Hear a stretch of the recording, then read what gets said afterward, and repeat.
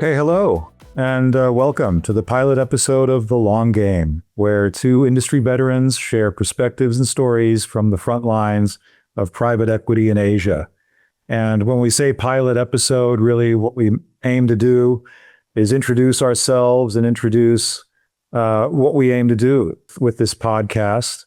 We're both new at this, but this is kind of an extension of a conversation that's been going on for quite some time now. And we felt like, some of you might want to take part. So speaking of introductions, Carlos, how are you? Very well, Nino. Thanks, and Happy New Year to you. Let me just start with a personal intro, which began a long time ago. I am originally American. My parents are both from Cuba, so I have that lineage. But I was always interested in history, politics, economics, and the kind of the global stage. So I began my career at Princeton's finishing school for diplomats, because that's what I wanted to do at one point in my career. And I actually spent a couple of years in the Reagan Pentagon. I'm really that old. And that was a very interesting mountaintop experience, but I decided it was not for me. And I pivoted my career, eventually ended up in the once famous Booz Allen and Hamilton consulting firm in New York. Did a lot of work in called heavy metal, automotive, aerospace, shipbuilding, things like that. And from there, bounced to, lucky me, GE in the 90s, General Electric, run by Jack Welch at the time. And they had a kind of internal executive grooming program, for a couple of years. And I got lucky in that and got to work with Jeff Immelt, who then became the CEO and chairman of GE. And he was running the healthcare business at the time. And he sent me to Asia in 1998 to run the supply chain operation for the healthcare business. It was during the Asia financial crisis. I'm kind of on the buy side. What a wonderful experience. I was working across the entire region, which I, have had the good fortune of continuing to do.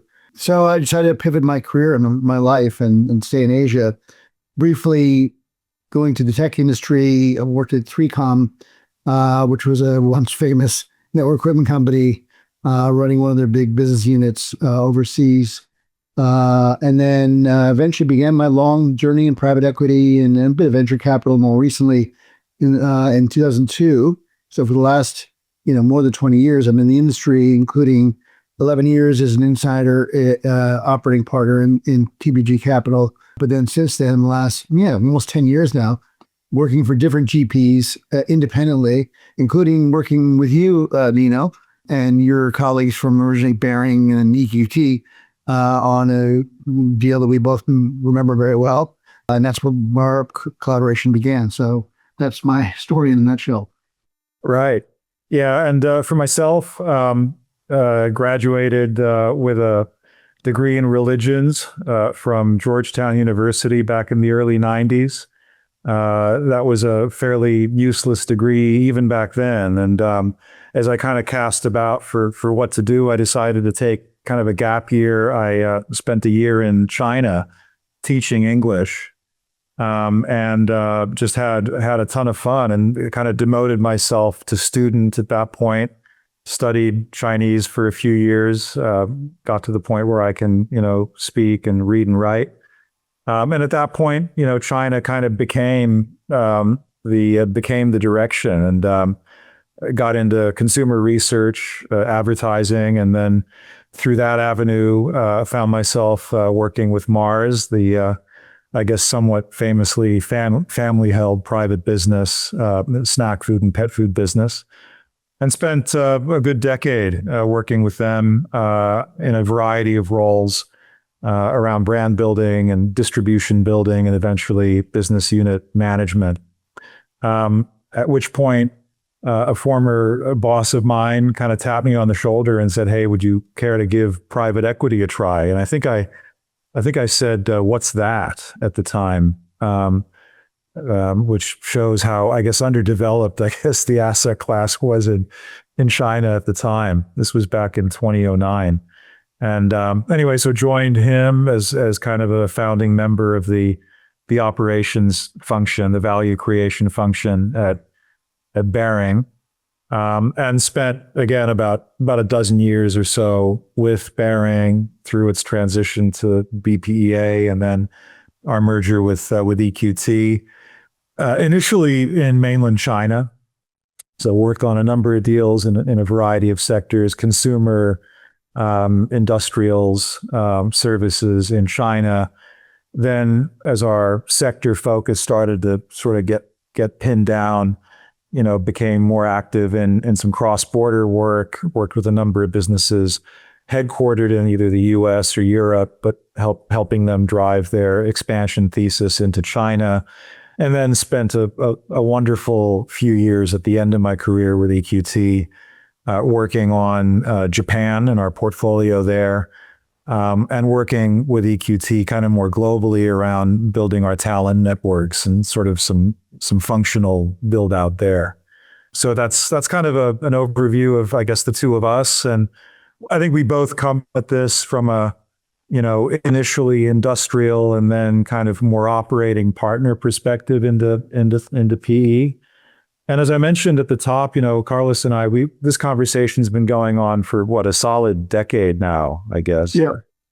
And, it started quite loose, but increasingly, I guess we were kind of reflecting, there's a lot of just thematic, consistency to what we've been talking about. And if nothing else, I think this exercise is about us kind of putting a little bit of structure around the conversation and, share war stories around what we see, I guess, as kind of the frontiers of PE, kind of the front edge of globalization. And it feels relevant to I guess, to us now because we're kind of transitioning into an age where some of that stuff is being called into question, and so kind of partially as a sanity check, like, does this stuff still resonate? Are there more perennial values, despite all the kind of shifting around that we're seeing? I think we do have some commonly held, pretty deep running beliefs. First, I guess, is around this notion of liberalism, economic liberalism, certainly. I think we're both free marketeers. We're both kind of globalists. And I think, I think we want to limit the podcast primarily to private equity and to sort of this stuff. So we're going to stick to our knitting in terms of what we know. But, to some extent, this informs our politics as well. And, don't blame us if we occasionally maybe stray into some of that. And then the final one that I would say is, I think we're both big believers in like the real benefits of private capital, the long-term-ish element of that, the sense of ownership, the sense of agency. And I think we really believe, warts and all, it's certainly got its downsides, but private equity, we've certainly seen as a really transformative force, certainly in Asia, all the benefits of, a family sort of mindset without the downsides of family. Well put. And it's actually a nice segue to talking about some of the unique aspects of private equity in Asia. And, I think, we sort of take this podcast to market. We'll splice in as we reflect on our youth. Pictures of this is a picture of you. We need to get a picture of you from your Mars days, like maybe wearing like a hairnet in the factory, something like that. I'm sure you got one of those. This is me and my GE colleagues, basically goofing off at some trade show. It's important. I think I have some that are kind of like more whatever Polaroid prints. I need to dig one up, but anyway, they're out there. Well, they can, AI will digitally enhance them to a remarkable degree.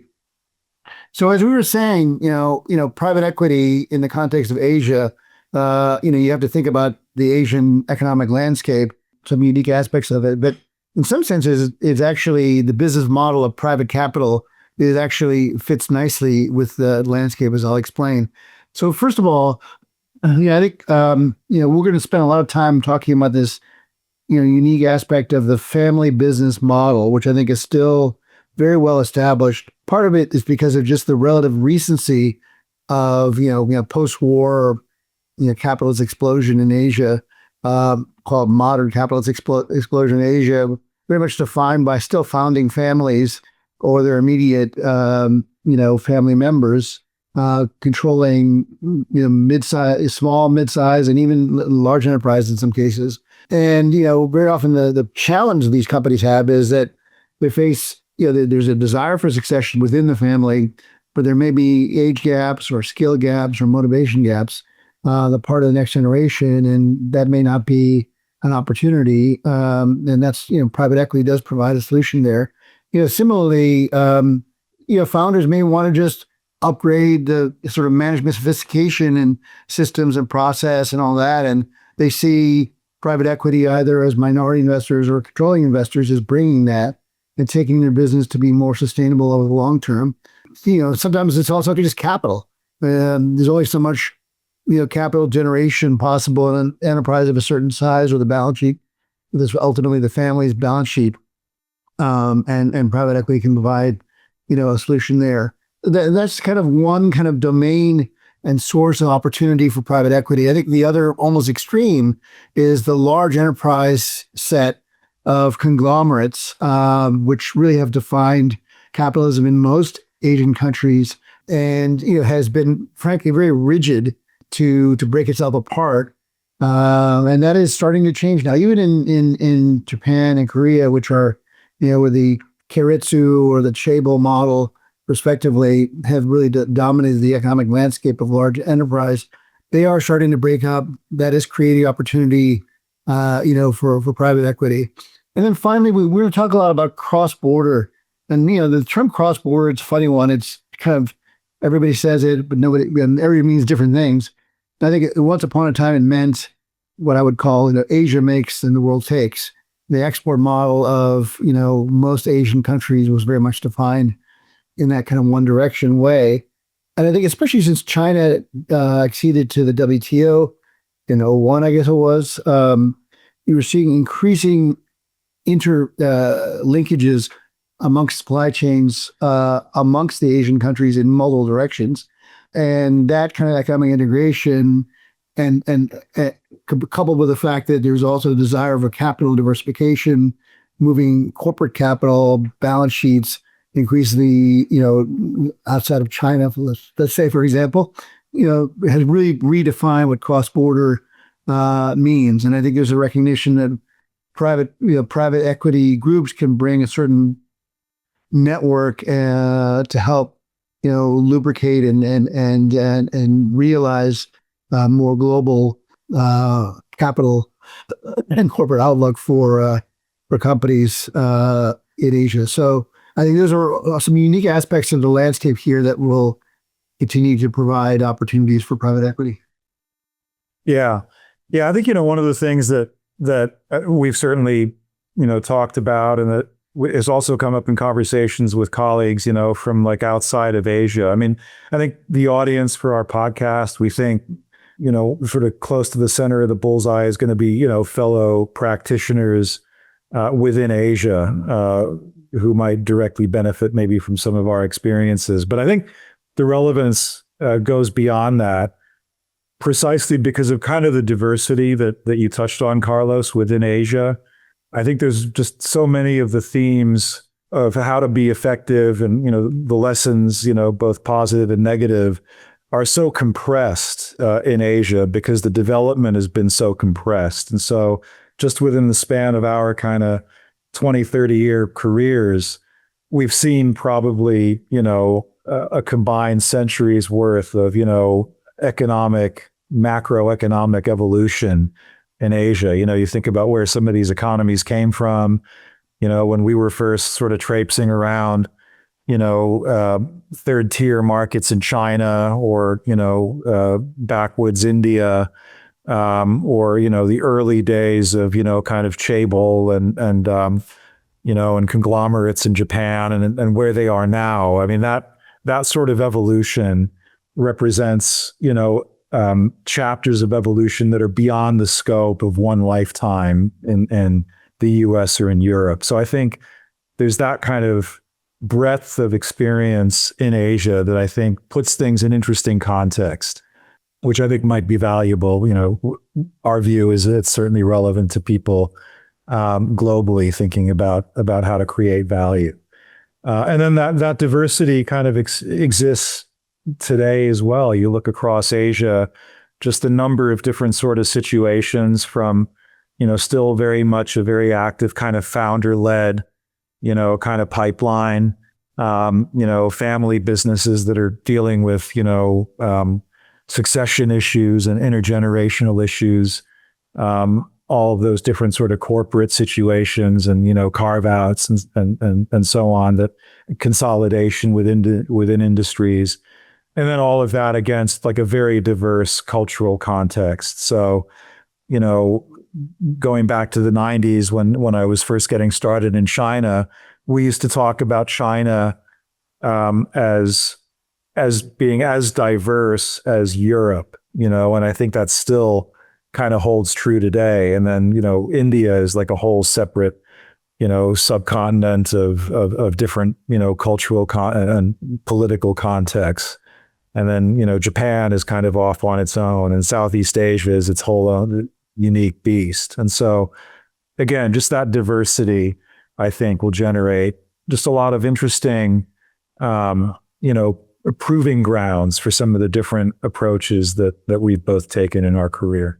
It's interesting, just to touch on what you're just saying about this diversity. I mean, Asia, we talk about Asia as a kind of a shorthand, and it really is just shorthand because I think, we've spent enough time in Europe, both of us, to see that obviously there's different cultures, but there's a much greater sense of European identity. I think there's zero sense of Asian identity. It seems like every country I go to in Asia, they talk about the Asian people being their neighbors next door, but we are Thais or we're Japanese, et cetera. So yeah, I mean, this is something that I think, Western audiences, need to come to understand. Just building further, I think, some aspects that hopefully will be interesting. Think about the P business model in an Asian context, and starting with the investors, the most important folks. The LPs are a quite diverse group. I mean, you have a lot of Gulf money and Western money who's very interested in exposure to Asia. Sometimes Pan-Asia, sometimes country specific. You've had a lot of local for local. So you have different kind of patchwork quilt of LP communities that are interested in that exposure. And, in terms of those investors and then the sellers, we talked about that a bit before, about the families and the corporate spinoffs. I think there's a strong secondary market. I don't look at the data, but I think I got to believe the secondary market is as strong in Asia as it is in more mature private equity markets. If for no other reason that, the population of available buyouts is, sufficiently limited despite the overall landscape. That there is a lot of kind of recycling of investments by GPs, and we're going to talk about it, and then buyers, sellers, investors, talent within the companies that we invest in and amongst our own people. There's some very unique aspects there. There's a lot of competition from the big academy companies in Asia. I mean, try recruiting in Korea from people who are in LG or Samsung. It's not easy. And these are people whose mothers are proud that their son works in those companies, and to having them work at a no-name private equity group is a challenge. It's also a challenge across border. We were talking about Asia before. I think, having Japanese talent in Japan is absolutely instrumental. But having Japanese talent in Korea or in China is challenging. And sometimes, it takes a kind of almost a third party, at least it certainly did in large parts of our career, outsiders to be kind of accepted as, let's say more fair or more independent and more culturally grounded. And then, talk about the GPs themselves, what makes for success of the PE funds. I think I'd probably say the single word I would describe it as balance.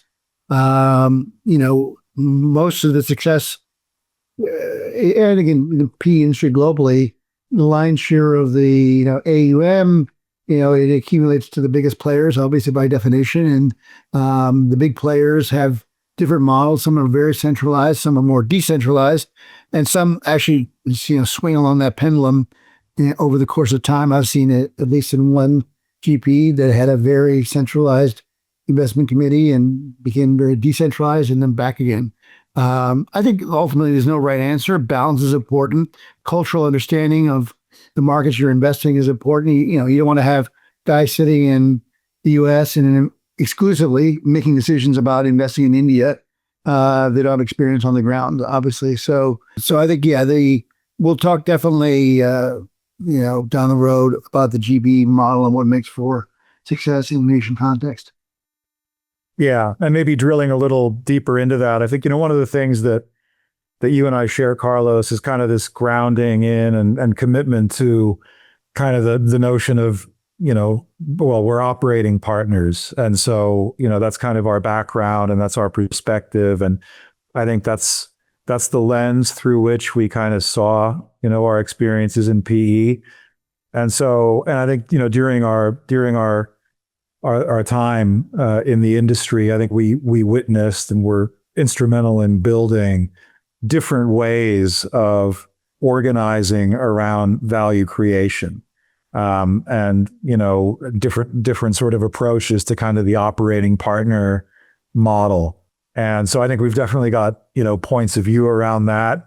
How you think about creating value in any given deal through the life cycle of the deal.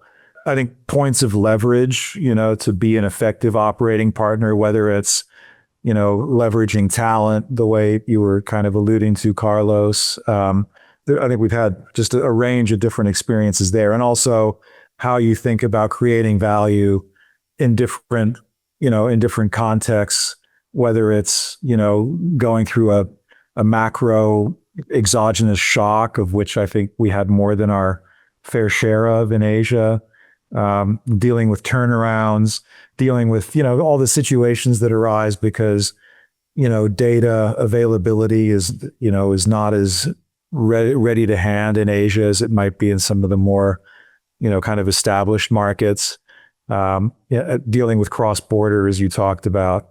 So I think, we're going to be coming at this very much from a operating partner perspective and probably getting into, a lot of the nuts and bolts around thinking about value creation planning. The other thing that I would say is a key point of leverage is, I think over time, we both experienced going from a Asia generalist kind of model to increasingly like a thematically anchored models.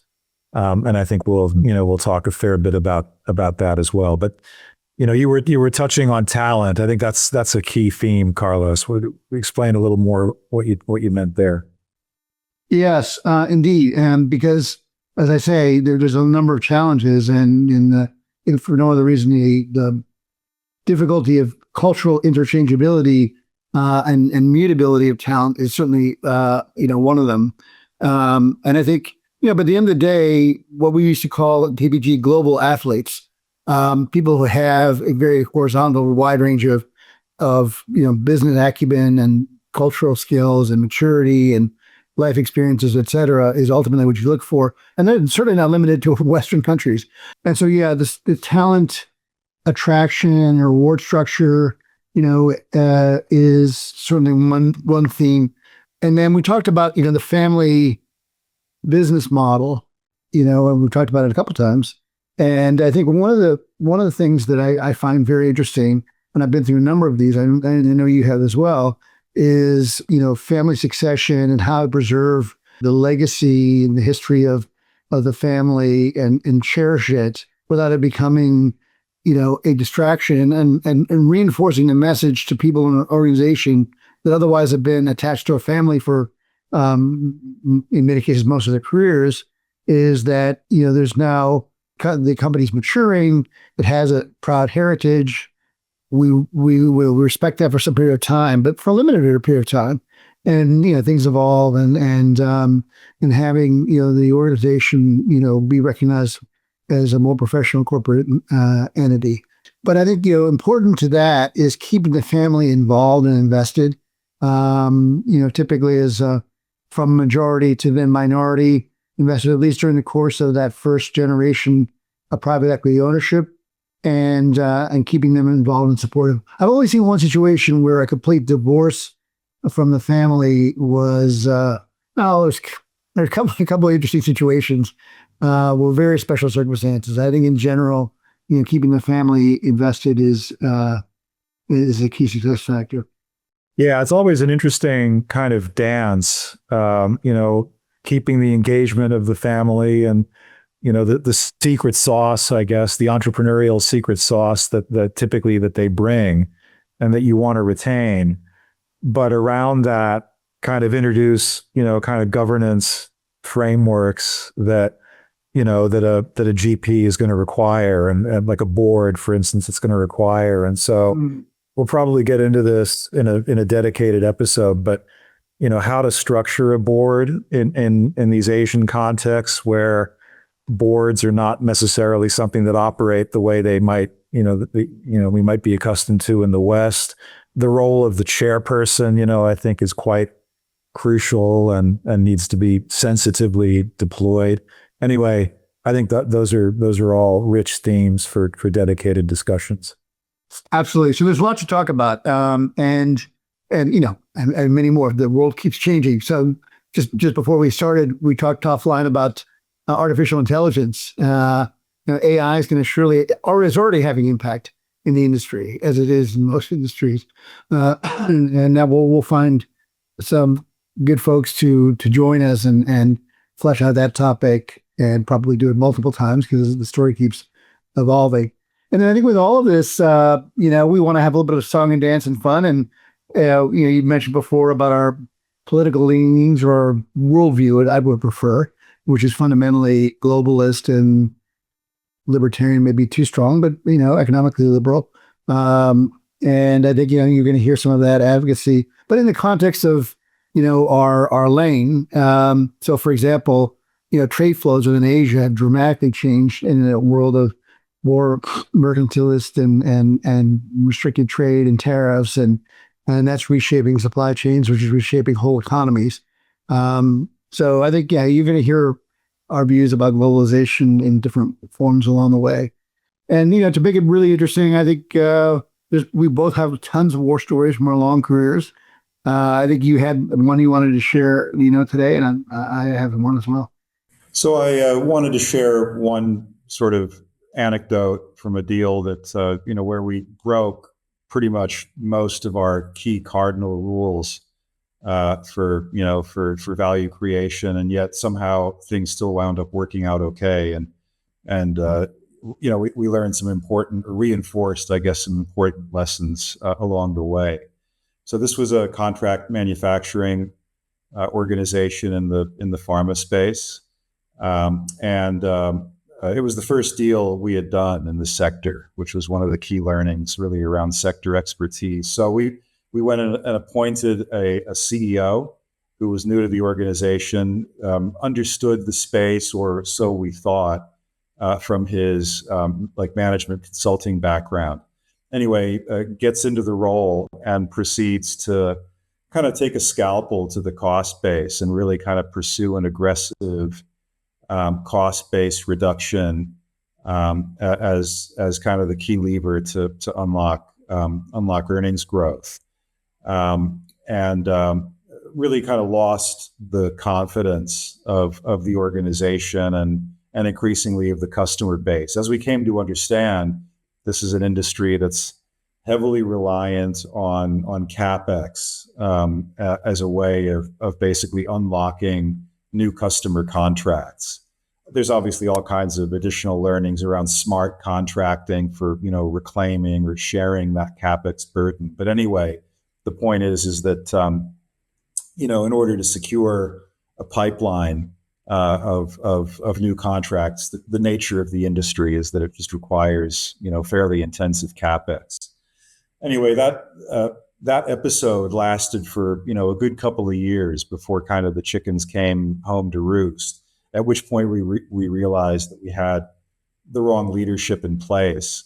And what we did at that point was appoint an external independent board chair, and kind of restructured the board around him. This was an industry, a real industry insider, really understood the CDMO space, who explained to us, the nature of the capex cycle and and how to manage it. And so that independent director basically wound up being kind of an interim CEO, aligned himself closely with our chief operations guy, who had the loyalty of the team. And they set about building kind of a new revenue-based plan, and with great difficulty sort of sold it to our investment committee, because there was a requirement for some follow-on investing that needed to happen, in order to get things moving. So that sort of got us back on the right track. We were still, of course, without a formal CEO. And so just as the pandemic was getting started, we set off to we set off to search for a new CEO, and found one who came from not the same industry but a similar industry, famous last words, and appointed him after what we thought was a pretty exhaustive process, but all of which had happened over kind of Zoom calls, and so never really had a chance to sit in the same room, breathe the same air, and really kind of test the chemistry between this incoming leader and the team, who by now had been through like a fair amount with us. Anyway, that appointment didn't work either. We had to rely on our board chair yet again to kind of step into the fray, keep things kind of on track.